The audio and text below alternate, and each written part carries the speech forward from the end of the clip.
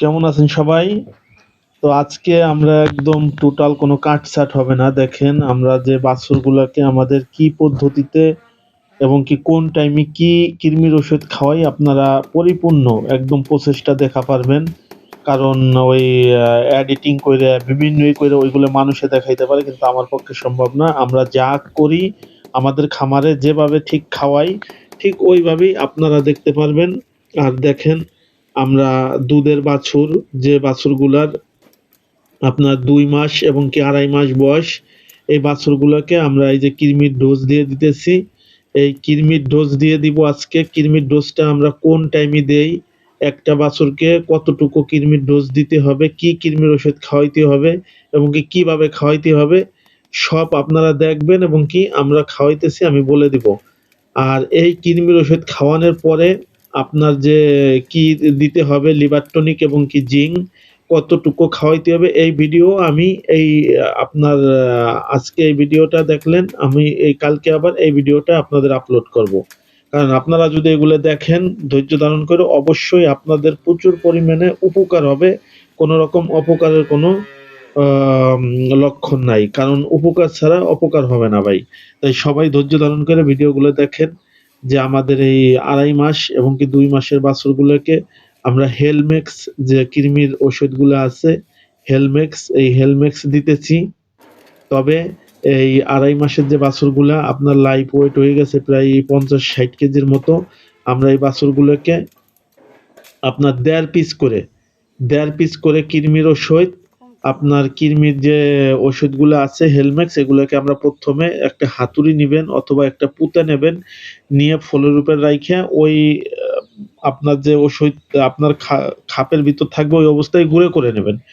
গুঁড়ো করে নিয়ে যেহেতু ছোট বাছুর ছোট বোতল নিবেন, গুঁড়ো করে নিয়ে যেরকম একসাথে গুঁড়ো করবেন ওখান থেকে ১.৫টা প্রতিটা বাছুরকে, যে বাছুরগুলো ২ থেকে ২.৫ মাস ৩ মাসের ভিতরে আছে বয়স, তাকে ১.৫টা ওষুধ খাওয়াবেন। অনেকে আছে হাফ খাওয়ায়, অর্ধেক এবং ১.৫টা, ওই খাওয়াইলে কোনো কার্যকারিতা হবে না। তাই আপনারা অবশ্যই ১.৫টা করে ওষুধ খাওয়াবেন। আর এই ১.৫টা করে ওষুধ কিভাবে গুঁড়ো করার পর দেখছেন আমাদের ওই বোতলে ভরছে, বোতলে ভরে একটু ঝাঁকি দিয়ে নেবেন। এই ঝাঁকি দিয়ে নিয়ে ওদের আস্তে মুখের নিচ দিয়ে হাত দিয়ে সুন্দরভাবে খাওয়াবেন, যাতে খেয়াল রাখবেন যে কোনো সময় খাদ্যনালীতে যাতে ফুসফুসের ভিতরে আপনার ওষুধটা না যায়। ফুসফুসের ভিতরে ওষুধ গেলেই অনেক সময় বাছুর এবং কি বড় গরুরও দুর্ঘটনা ঘটে। তাই এই জিনিসটা খেয়াল রাখবেন। আর অনেকে অবশ্যই একটা কাজ ভুল করেন যে অনেক সময় ওষুধ খাওয়ানোর সময় জিভলে ধরে রাখেন। এইটা কখনোই করা যাবে না। কারণ জিভে যদি ধরে রাখেন তাহলে গরু আপনার ঢোক গিলবে কিভাবে? ও ঢোক গিলতে পারবে না। তাই জিভলে ধরা যাবে না। নিচে চল দাঁত আছে, দাঁতের এই যে এখানে হাত দিয়ে আস্তে জিভলের উপরে ওরে দিবেন এক পাশ দিয়ে খাইয়ে ফেলাবেন। এইভাবে আপনারা অবশ্যই আপনাদের এই যে কৃমির ডোজগুলা এগুলারে মেইনটেইন করতে হবে, খাওয়াইতে হবে। আরেকটা কথা খেয়াল রাখবেন যে কৃমির ওষুধটা কোন টাইমে খাওয়াবো। কৃমির ওষুধটা অবশ্যই খাওয়ানোর টাইম আছে এবং কি টাইম ছাড়া বেটাইমে খাওয়াইলে ওই কৃমির ওষুধটা অনেক অংশে কাজ হবে না।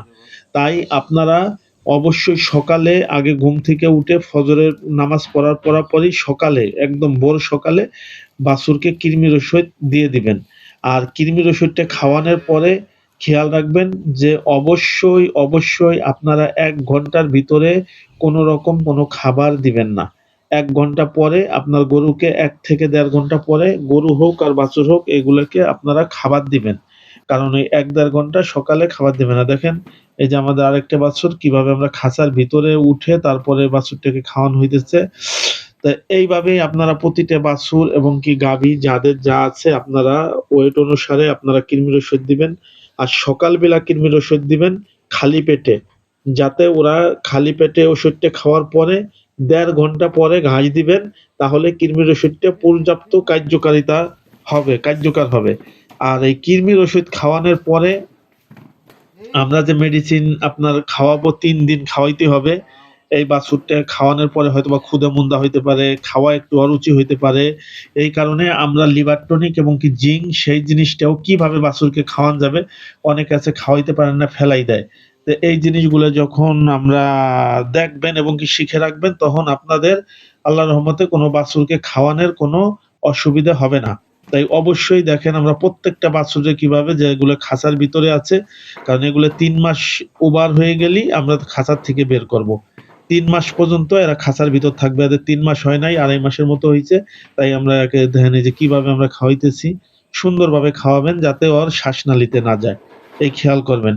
অবশ্যই আমি যে ভিডিওগুলো দেই, অবশ্যই আমার যদি ভয়েস দেই, আমি যে ভিডিওগুলো আপনাদের আইডিয়া দেই, এটা উপকার হবে। এই দেখার যে ভিডিওগুলো আমার ফার্মের বাস্তবসম্মত দেই, এগুলোয় আপনারা একটু হলেও উপকারিত হবেন। উপকার ছাড়া অপকার কারো হবে না। তাই দেখেন এই যে আমাদের এই মোনাইকেও আমরা দিয়ে দিলাম। তো প্রত্যেকটা বাছুরকে আপনারা এইভাবে একটু টেক কেয়ার করে আপনারা খাবার দিবেন, হ্যাঁ?